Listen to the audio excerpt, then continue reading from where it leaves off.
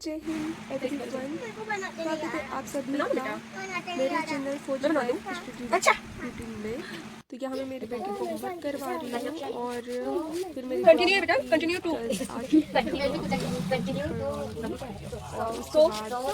खाना खाएंगे हम लोग। मम्मा बता रही थी टाइम है शाम का, खाते भी जाओ, नीचे नहीं पहुंचो, नीचे नहीं पहुंचो और बेटा, सही से लिखो। मैं 5 से 7 बजे तक, अरे अब ऐसे नहीं लिखे, 7:15 बजे तक मैं क्या करूँ, मैं क्या करूँ। मैंने खाना खाया, फिर मेरी बेटी को होमवर्क करवाया। एक और करो। मेरी बेटी अभी नर्सरी में है, वाह और अभी मेरी एक ही बेटी है। हाँ, एक बार आपको बता दूं कि मैं भी प्रिपरेशन वर्क 2 की, और अभी न्यू कैलेंडर आ गया है, आपने थंबनेल तो देख ही लिया होगा। और इसमें जो लोग भर्ती हो चुके हैं उन लोगों की पात्रता एग्ज़ाम का आया है। यहाँ मेरी बेटी सो चुकी है और मैं अब पढ़ाई कर रही हूँ, क्योंकि बहुत कम टाइम रहता है हम लोगों के पास, घर की जिम्मेदारियाँ संभालनी होती है। इसके बाद अब ये है सुबह का टाइम, यहाँ पे मैंने 1 घंटे पढ़ाई की और उसके बाद मेरी बेटी को दूध और ब्रेड खिलाई और अब स्कूल के लिए तैयार भी करना है इसे। तो अपना जितना भी सुबह का काम होता है 1 घंटे पढ़ने के बाद ही स्टार्ट करती हूँ मैं काम, और उसके बाद 11 बजे तक काम पता है, वो छोटा बेबी है ना, छोटा सा खुशी पढ़ाई खुशी करने वो खाना नहीं बैठती खाता है, उसको चढ़ना भी नहीं आता, अभी तक बैठना भी नहीं आता, और पूरे टाइम चेंज होती रहती है वो तो। मेरी वीडियो के कुछ करना नहीं आता तो क्या माध्यम करेगी, वो नहीं आता उसे तो, कैसे मैं अपना जैसे काम क्लास में दूध पीना नहीं आता उसे तो, और साथ में पढ़ाई भी हैंडल करती हूँ। तो इस प्रकार से मैंने मेरी बेटी को तैयार कर दिया है स्कूल जाने के लिए। और हमारे घर किराना दुकान भी है, तो क्या आपको सामान दिख रहा होगा। और मैं गांव में रहती हूँ और अब मेरी बेटी को स्कूल भिजवाने के बाद नहा लिया है मैंने और अब खाना खा रही हूँ। और फिर पूरे कपड़े फोल्ड करना है, जो भी कल धुले हुए थे मैंने। बारिश की वजह से कपड़े सूख नहीं पाते हैं, इसलिए एक दिन तक इन्हें रस्सियों पे टंगा रहने देना पड़ता है और दूसरे दिन उन्हें समेटना पड़ता है।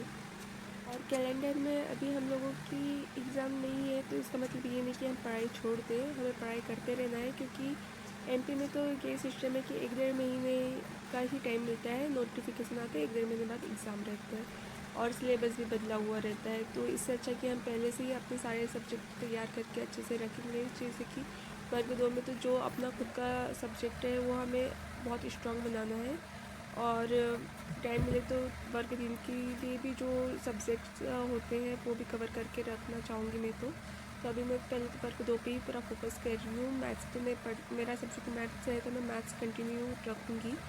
और फिर जैसे जैसे डीपी हो गया, ये मेरा कंप्लीट हो गया है। हिंदी इंग्लिश मैंने वर्ग 3 की प्रिपरेशन में कंप्लीट कर रखा है। और थोड़े बहुत ऐसे सब्जेक्ट है जो मेरे कंप्लीट है, उसको छोड़ के जिसमें जैसे सोशल साइंस हो गया, ये मैंने पहले से पढ़ नहीं रखा था। जब वर्ग 3 का सिलेबस चेंज हुआ था तभी पढ़ा था, तो अब मैं इसे स्ट्रॉन्ग करूँगी पहले तो। और मैंने केमिस्ट्री फिजिक्स भी आधी आधी हो चुकी है, और उसमें यूट्यूब से तैयार कर रही हूँ और उसमें लिखने में काफ़ी टाइम लगता है, इसलिए मैं जितना भी पढ़ चुकी हूँ उसका रिवाइज़ कर रही हूँ अभी, और फिर आगे मैं इसको कंटिन्यू करूँगी।